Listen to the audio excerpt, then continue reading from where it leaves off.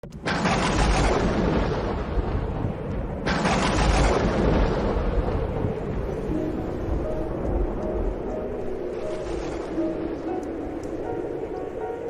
ce temps-là, Jésus disait à ses apôtres, « Sur votre route, proclamez et que le royaume des cieux est tout proche. Guérissez les malades, ressuscitez les morts, purifiez les lépreux, expulsez les démons. Vous avez reçu gratuitement, donnez gratuitement. Ne vous procurez ni or, ni argent, ni monnaie, ni cuivre à mettre dans vos ceintures, ni sac pour la route, ni tunique de rechange, ni sandales, ni bâton. L'ouvrier, en effet, mérite sa nourriture. Dans chaque ville ou village où vous entrerez, informez-vous pour savoir qui est digne de vous accueillir et restez là jusqu'à votre départ. En entrant dans la maison, saluez ceux qui l'habitent. Si cette maison en est digne, que votre paix vienne sur elle. Si elle n'en est pas digne, que votre paix retourne vers vous. Si l'on ne vous accueille pas, et si l'on n'écoute pas vos paroles, sortez de cette maison ou de cette ville et secouez la poussière de vos pieds. Amen, je vous le dis. Au jour du jugement, le pays de Sodome et de Gomorrhe sera traité moins sévèrement que cette ville. Acclamons la parole de Dieu. Au moins 2 enseignements dans ce passage de l'évangile de Matthieu. Le Seigneur ordonne à ses apôtres de prêcher la conversion. Le royaume des cieux est proche.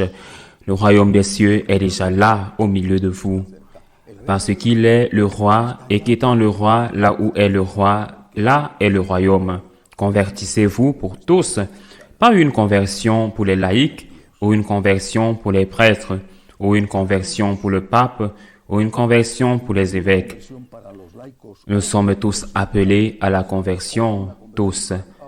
Une conversion qui implique de revenir à l'état initial, de revenir à cette relation originelle qui existait au paradis avant le péché originel, ou de revenir à cette foi innocente de notre vie, de recommencer à zéro, de retomber amoureux de Dieu, de mettre le Seigneur à la première place dans notre vie, de revenir à la grâce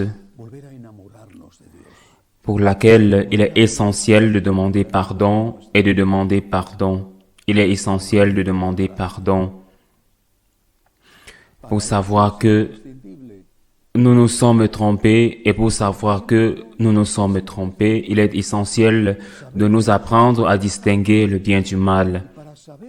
Pourquoi y a-t-il tant de catholiques, même pratiquants, qui considèrent que dire que ceci est mal, que ceci ne peut pas se faire, est quelque chose de négatif? Ce sur quoi il ne faut pas insister, ce dont il ne faut jamais parler, c'est quelque chose de désagréable. Pourquoi cela? Il est vrai qu'il n'est pas agréable d'écouter un médecin vous donner le diagnostic d'une maladie. C'est vrai que ce n'est pas agréable quand on vous donne une thérapie que vous n'aimez pas, qui vous met mal à l'aise ou qui vous oblige à changer vos habitudes. Mais le médecin ne le fait pas pour vous ennuyer, il le fait pour vous guérir. Parfois le médecin dit « vous devez faire ceci » et nous ne sommes pas sûrs que ce sera suffisant. Mais Jésus, le médecin de notre âme, nous dit que c'est suffisant. Convertissez-vous et croyez à l'Évangile.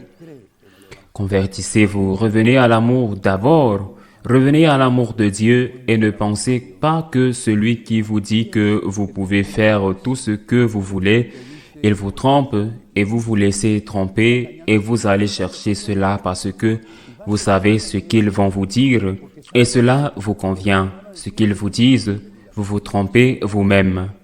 Un jour, votre conscience viendra à la lumière de l'endroit où vous l'avez enterré et elle vous dira la vérité.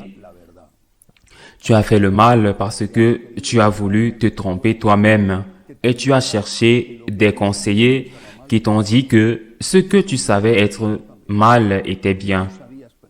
Ils sont coupables, mais toi aussi, parce que tu savais parfaitement ce qui était mal, et pourtant tu as cherché des excuses en disant, Père, un tel ou dont un tel m'a dit, alors que tu savais parfaitement où était le mal et où était le bien. Le Seigneur est venu pour nous sauver, et pour nous sauver, nous devons nous convertir. Nous convertir, nous devons savoir où est le bien et où est le mal. Et pour cela, ils doivent nous l'expliquer, et ce n'est pas un ami qui nous dit que c'est mal, mais au contraire, c'est lui qui collabore avec le Christ à notre salut.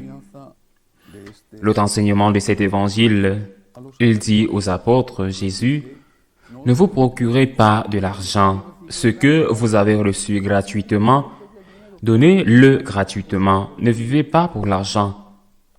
Ne faites pas les choses pour l'argent. Pourquoi y a-t-il si peu de prêtres qui entendent les confessions? Pourquoi?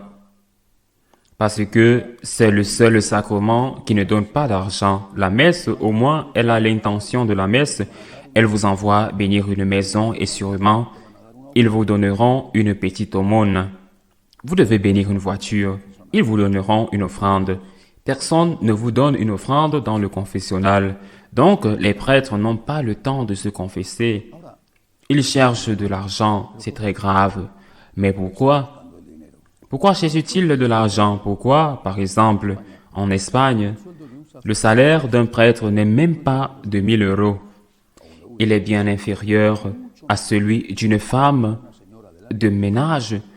Pourquoi un prêtre gagne-t-il 1000 euros en Espagne? En Espagne, une femme de ménage gagne environ 1300 euros. Pourquoi un prêtre catholique gagne-t-il 1000 euros et un pasteur protestant 1800 euros en moyenne? Pourquoi? Tout simplement parce qu'en général, dans les églises protestantes, surtout dans les sectes, la première chose qu'ils disent, c'est « Bienvenue, nous sommes très heureux que vous soyez ici ».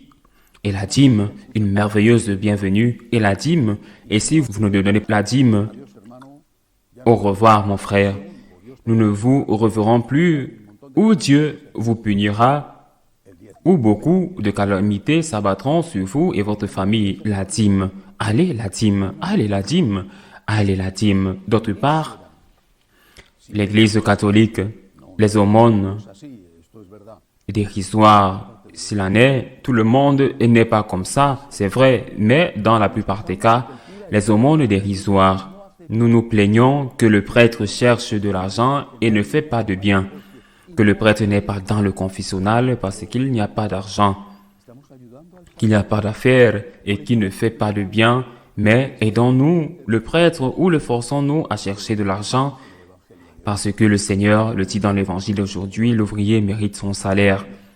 Nous nous plaignons que le prêtre cherche de l'argent et nous ne nous rendons pas compte que s'il cherche de l'argent, c'est peut-être parce qu'il en a besoin pour vivre et parce que s'il ne le fait pas, les factures de la paroisse ne sont pas payées ou il ne peut pas mener une vie modérément digne.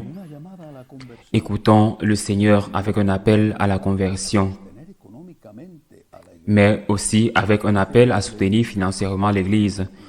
Il y a des années, j'ai lu un rapport dans une revue missionnaire. Je crois qu'il s'agissait des missionnaires comboniens. Et le missionnaire disait, si nous voulons ouvrir un hôpital en Afrique, nous avons tout l'argent dont nous avons besoin parce qu'il y a beaucoup d'ONG. La Fondation d'aide internationale, nous avons tout l'argent dont nous avons besoin. Si nous voulons ouvrir un séminaire, nous n'avons aucune aide.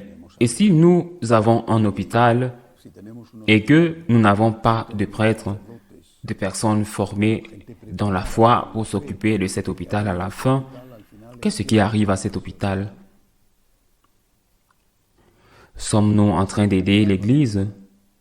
Nous nous plaignons que l'Église ne s'occupe pas de nous, mais l'aidons-nous? Nous aidons les séminaires. Ce séminaire, entre autres, de quoi nous plaignons-nous? Si c'est nous qui ne donnons pas, un vieux dicton espagnol dit, les mains qui ne donnent pas, qu'attendez-vous? Écoutons le Seigneur et entamons un chemin de conversion. Ainsi soit-il.